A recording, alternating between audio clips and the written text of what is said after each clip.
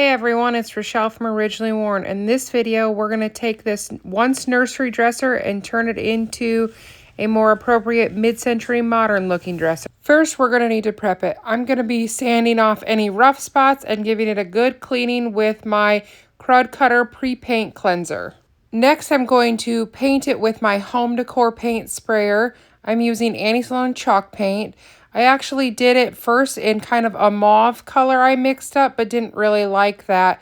So then I went in with my Annie Sloan Amsterdam green. I did 2 coats of that, letting them dry in between and sanding up any built up high spots.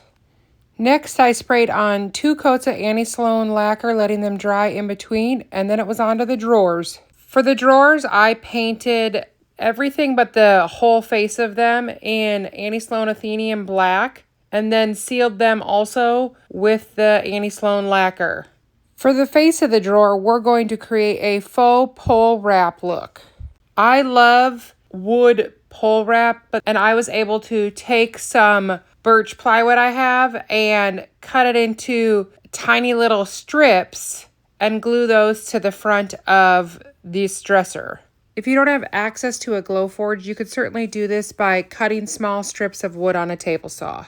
Once that was cured a little bit, I secured them to the front of the dresser drawers with wood glue, clamped them down overnight, and voila, she's done. This makeover was really fun to do, and I think it really brought this piece back to its original style. It served us well as a nursery dresser over the last 10 years, but it's time for it to go to a new home. Hope you guys liked this quick tutorial, and be sure to subscribe to our YouTube channel. Happy painting!